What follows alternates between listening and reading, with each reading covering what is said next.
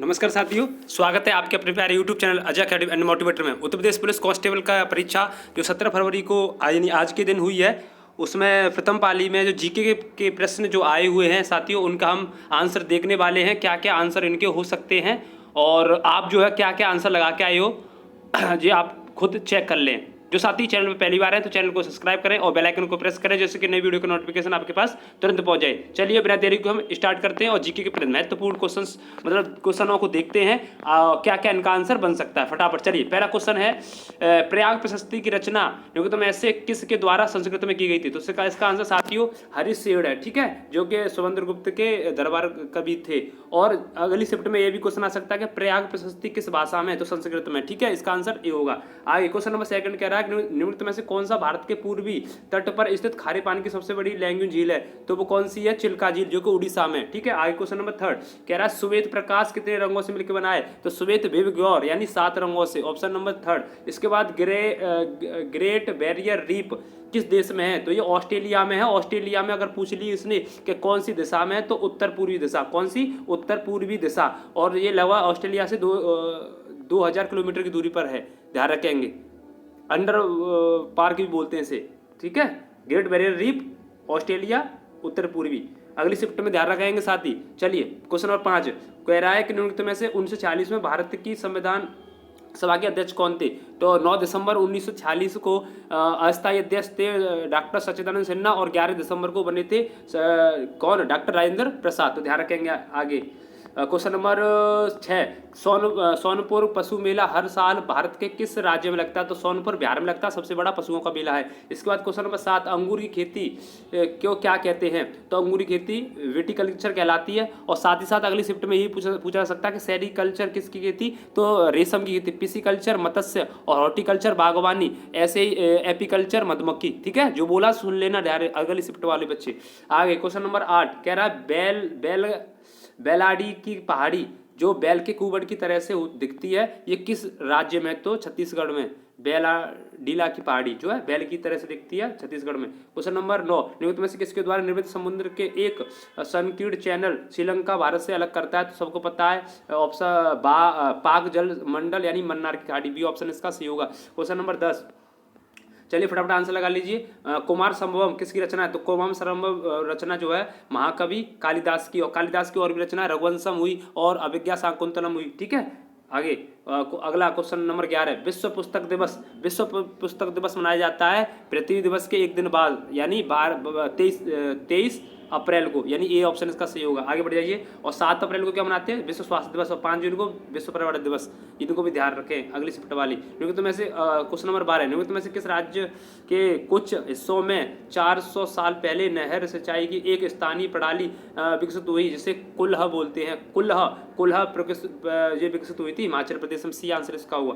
Question number 13 कह रहा है भारत में जनगणना संगठन के सर्वोच्च पद का कौन है? तो इसका आंसर जो होगा महारजिस्ट्रार, ठीक है, यानी बी ऑप्शन इसका सही होगा। आगे बढ़िए क्वेश्चन नंबर 14।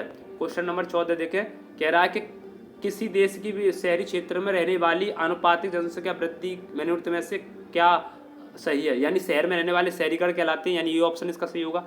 क्वेश्चन नंबर 15 कह रहा है कि नेशनल एल्यूमिनियम कंपनी यानी नालको, तो ये किस जगह पर है? तो एल्यूमिनियम कहाँ? भुवनेश्वर उड़ीसा। सी ऑप्शन का सही होगा। आगे क्वेश्चन नंबर 16 कह रहा है विश्व स्वास्थ्य संगठन WHO का मुख्यालय कहाँ पर है? तो जेनेवा स्विट्जरलैंड, बी ऑप्शन इसका सही होगा। आगे बढ़ जाइए। क्वेश्चन नंबर 17 में ऐसे कौन सा सोशल मीडिया प्लेटफॉर्म पेशेवर नेटवर्किंग और नौकरी तलाश के लिए सबसे उपयुक्त है? ये रिपीट क्वेश्चन है प्रीवियस ईयर के में से। तो इसका आंसर है लिंक्ड इन यानी डी ऑप्शन। इसके बाद 18 में उत्तर प्रदेश में स्थित बरदोई किसके लिए जाना जाता है? तो बरदोई कालीन के लिए। तो कालीन यानी ए ऑप्शन इसका सही है। आगे बढ़ जाइए। 19 क्वेश्चन उत्तर प्रदेश का राज्य वृक्ष क्या है? तो अशोक है, ठीक है। चलिए करंट अफेयर देख लेना उत्तर प्रदेश की, इस चैनल पर आपके पे करा दी गई है। सभी साथी जो चैनल पर पहली बार है तो चैनल को सब्सक्राइब कीजिए और बेल आइकन को प्रेस कीजिए और सभी को शेयर भी कीजिए। चलिए 20वां क्वेश्चन सुराहा तार प्रसिद्ध अभ्यारण्य जो साइबेरियन और अन्य ठंडे क्षेत्रों में प्रवासी बच्चों के लिए यहाँ आते हैं, जो उत्तर प्रदेश की जगह पर है, तो यह बलिया में, ठीक है। सुराहा ताल कहाँ पर है? बलिया में। और क्वेश्चन नंबर 21 देखिए फटाफट। 21वां बनारस हिंदू विश्वविद्यालय की स्थापना पंडित मदन मोहन मालवीय ने किसके सहयोग से की थी?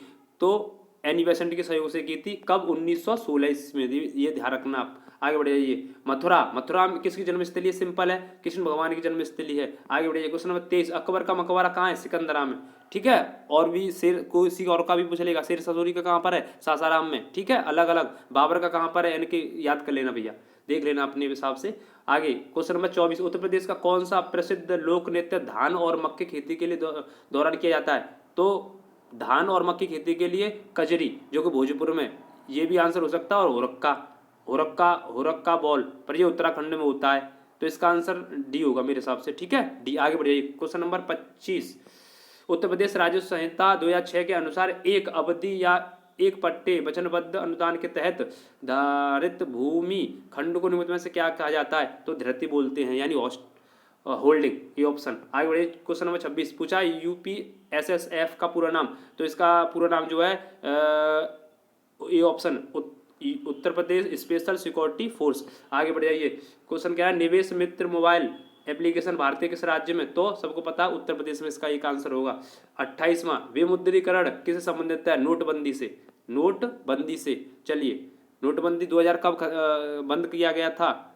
तो इसको भी ध्यान रखना, अगली शिफ्ट वाले। ठीक है, तो 28 का नोटबंदी डी। इसके बाद 29 पे आ जाइए। 29 में कह रहा है कि निम्नलिखित में से कौन सा GST के लिए सही नहीं है? तो GST के लिए इसका आंसर जो होगा वो डी सही नहीं है। ठीक है, सॉरी, ए सही नहीं है। ए, वस्तु और सेवा पर कई प्रकार के कर लगाए जाते हैं। आगे बढ़ जाइए।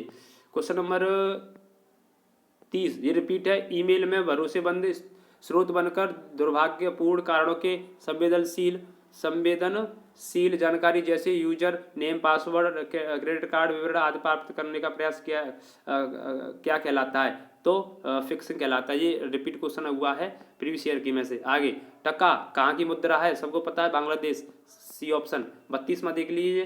32वां कह रहा है में से कौन सा पुरस्कार सहकारी और दुग्ध उत्पादन कंपनियों के बढ़ने और प्रतिस्पर्धी भावना पैदा करने के लिए प्रेरित किया जाता है? तो वो कौन सा है? गोपाल रत्न पुरस्कार। इसके बाद 33वां क्वेश्चन देखिए, निम्नलिखित में से कौन सा बंदरगाह कच्छ गुजरात में है? तो कांडला बंदरगाह, जिसे दीनदयाल बंदरगाह भी कहते हैं। क्वेश्चन नंबर 34, हाल ही में अमित शाह जी ने निम्नलिखित में से किस स्थान पर national corporation dairy federation of India मुख्यालय की आधारशिला रखी है? तो कहाँ रखी है? आनंद में। ठीक है, आनंद बिहार में, यानी ऑप्शन नंबर इसका कौन सा सही है? डी। इसके बाद आगे बढ़िए। क्वेश्चन नंबर आगे 35 कह रहा है कि निम्नलिखित में से किसने हाल ही में कोच्चि लक्षद्वीप समूह में सबमरीन ऑप्टिकल फाइबर कनेक्शन का उद्घाटन किया था? तो मोदी जी ने। ठीक है, ये ऑप्शन नरेंद्र मोदी जी ने। आगे 36वां, केंद्रीय मंत्रिमंडल ने हाल ही में भारत और निम्नलिखित में से किस देश के बीच प्रवासन और गतिशीलता समझौते पर मंजूरी दी है? तो इटली के साथ। C option. इसके बाद 37वां, हाल ही में भारतीय नौसेना का fast attack craft INS Kabra जो कहाँ पहुंचा है? तो ये पहुंचा कोलंबो श्रीलंका में। और अंतिम क्वेश्चन 38वां, निम्नलिखित में से कौन सा खुदाई खिदमतगार के संस्थापक थे? तो खान अब्दुल गफ्फार, जो इनको सीमांत गांधी बोलते हैं। और खुदाई खिदमतगार जो है लाल कुर्ती आंदोलन भी बोला जाता है इसको। तो साथियों, ये थे आपके 17 फरवरी मॉर्निंग शिफ्ट के GK के सॉल्यूशन। ठीक है साथियों, जिनको अच्छा लगा वो वीडियो कमेंट करके बताएं और अपने आंसर भी बताएं कि कितने हमारे सही हो रहे हैं। ठीक है साथियों, जय हिंद, जय भारत, वंदे मातरम, जय सीताराम।